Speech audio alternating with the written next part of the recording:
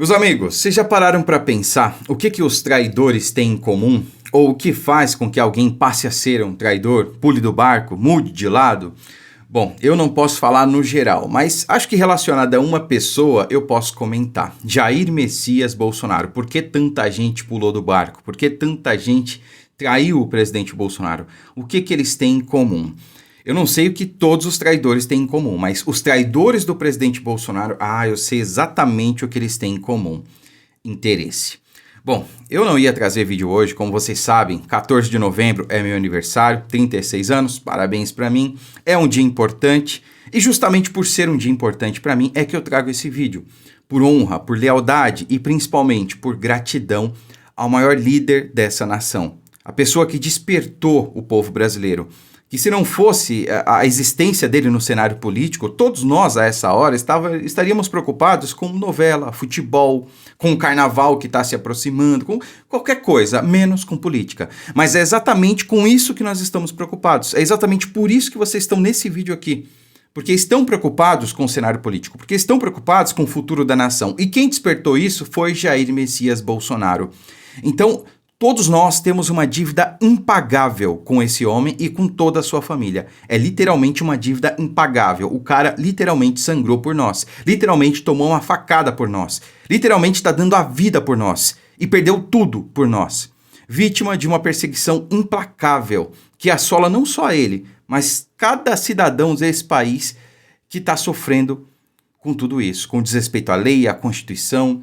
A perseguição a Bolsonaro não é a Bolsonaro, é a todo cidadão brasileiro que está contra o sistema que corrompeu e domina esse país há décadas, mas que só agora ele veio à tona, digamos assim, graças, é claro, a Jair Messias Bolsonaro. Então, por que eu trago esse vídeo para falar de lealdade, de traidores? Porque 2026 está chegando. E se eu puder dar uma forcinha aí nesse processo de máscaras caindo, eu quero dar. Porque a gente precisa, conforme 2026 avança, mostrar quem são as pessoas de verdade. Olha só, a gente precisa começar entendendo o seguinte, o que os traidores têm em comum? Como eu disse, interesse. Joyce Hasselman, Alexandre Frota, Soraya Tronic e vários outros. Eu vou linkar esses 3 exemplos aqui, mas temos dezenas de outros aí para exemplificar se for o caso. Eles tinham interesses. Logo que o presidente Bolsonaro assumiu o poder, eles pediram favores, cargos, direções em estatais, né? Bolsonaro não negocia dessa forma. Bolsonaro deixou claro, bom, eu achei que o apoio de vocês era legítimo. A partir do momento que os cargos ou o que eles solicitaram não lhes foi dado, o que aconteceu? Mudaram de lado. Mostraram quem eram de verdade, não é? Então o interesse já não convinha mais a essas pessoas. Então eles passaram para o outro lado. Claro que aos poucos eles vão caindo no ostracismo, né? A Joyce Hasselman não foi eleita nem vereadora na última eleição. O Frota foi eleito vereador lá em Cotia, mas agora está enfrentando um processo lá, vai cair em ostracismo. Enquanto a Soraya Tronic não vai ser reeleita o ano que vem, tá? Ou alguém duvida que ela vai ser reeleita? Não vai. Essa é a questão. E aí, meus amigos, a gente precisa começar a apontar o dedo para algumas figuras que estão alçando aí a outras posições, principalmente no ano que vem. Vamos começar dando um exemplo do que é lealdade. É aquela história, a mulher de César, ela não basta ser honesta, ela tem que parecer honesta. E nesse sentido eu quero colocar aqui uma fala do governador Cláudio Castro. Prestem atenção. Eu sou do Partido Liberal e eu prezo muito pela palavra e pela fidelidade. E eu fui eleito no partido de Jair Bolsonaro. E eu, por fidelidade, por palavra, por honra, não posso seguir outro projeto que não seja com ele. Então, o meu candidato é o Bolsonaro. Eu vou segui-lo até o último dia. E se não for ele, quem ele indicar? Eu tenho... Ponto. Não precisa falar mais nada. É isso. No momento em que Bolsonaro é vítima da maior perseguição política da história dessa nação, que corre o risco de ir para um presídio comum sem ter cometido nenhum crime, é disso que ele precisa, de lealdade, de apoio público notório, de demonstração pública. É o que eu disse, não basta a mulher de César ser honesta, ela tem que parecer honesta. Não basta você ser leal a Bolsonaro, ser grato, você tem que parecer, você tem que mostrar isso publicamente, ainda mais nesse momento que ele mais precisa. Essa movimentação do Cláudio Castro, inclusive, ajuda a responder uma pergunta que eu tenho recebido aí comumente, né? Por que o Carlos Bolsonaro está indo para Santa Catarina? Jogada política. Tem coisas que a gente não pode nem comentar, mas o Carlos indo para Santa Catarina abre espaço para o Cláudio Castro, alguém que publicamente está mostrando que é leal, sair ao Senado ano que vem pelo Rio de Janeiro. Se o Eduardo estivesse lá, se o Carlos estivesse lá, não haveria espaço para essa conjuntura. Ele indo para Santa Catarina, Mudando um pouco aí, vamos falar agora, vamos mudar aí lá para Minas Gerais? Vamos para Minas Gerais, porque muita gente está falando do Zema. O Zema presidente, tirem suas conclusões, olha só. Então, você não acredita que Eduardo Bolsonaro errou ali na articulação nos Estados Unidos?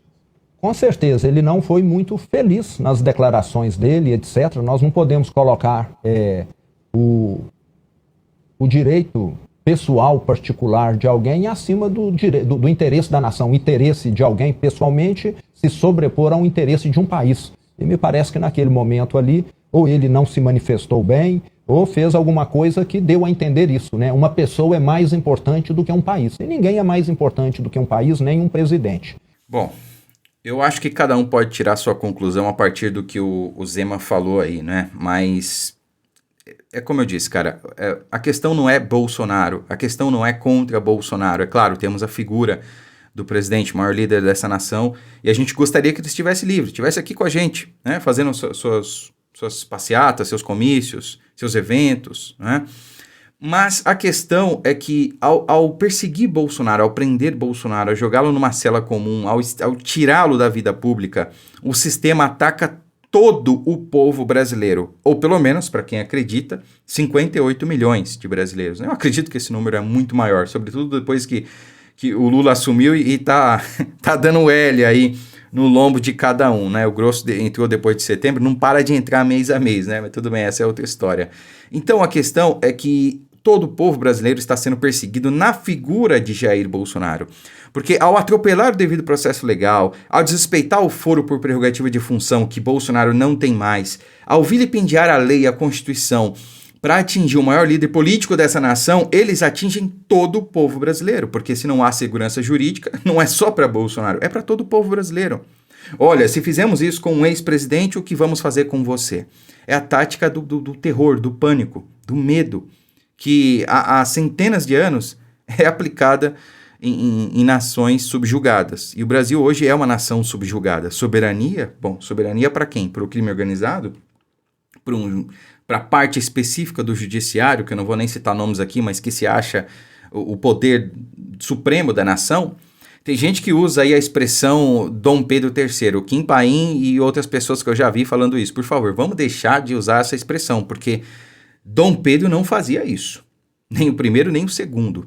Não faziam isso. Usar a expressão Dom Pedro III para se referir a gente sabe a quem é um desrespeito à história do Brasil, tá? A homens honrados que foram Dom Pedro I e Dom Pedro II.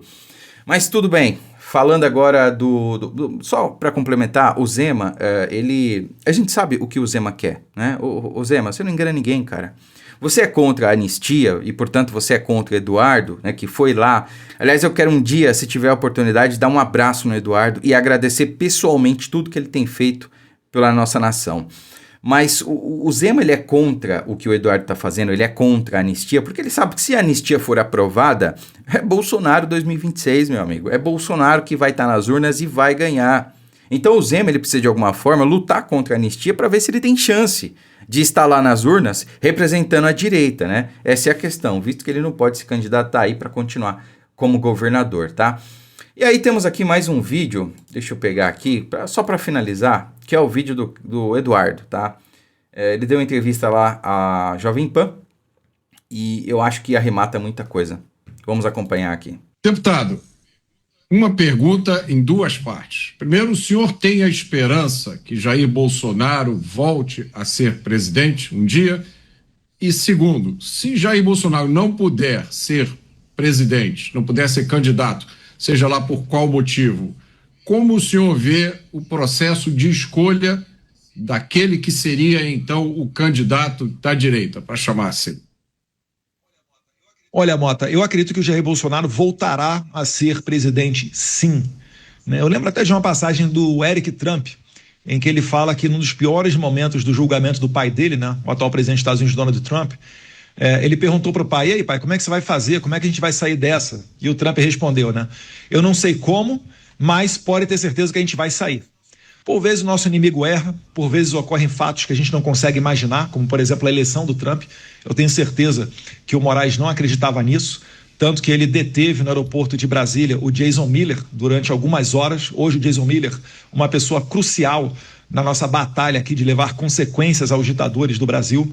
Então, às vezes a gente não sabe como, às vezes a gente não sabe quando, mas tendo fé em Deus, a gente vai encontrar forças para resistir, continuar fazendo certo, se sacrificando, mas entendendo que do outro lado haverá um futuro glorioso. Então eu acredito sim que o Bolsonaro voltará a ser o presidente do Brasil. Não há mal que dure para sempre. Resumindo, né, Eduardo? É isso aí. Faço minhas as suas palavras. Parabéns. E continue, cara. Força. Eu sei que não tá sendo fácil para você. Eu sei que não tá sendo fácil pro seu pai, pra sua família. Mas saiba que o povo brasileiro sempre estará do lado de vocês. E, é como eu disse, nós temos uma dívida impagável com este homem, com essa família. E a gente vai vencer. O bem sempre prevalece no final. Não há mal que dure para sempre.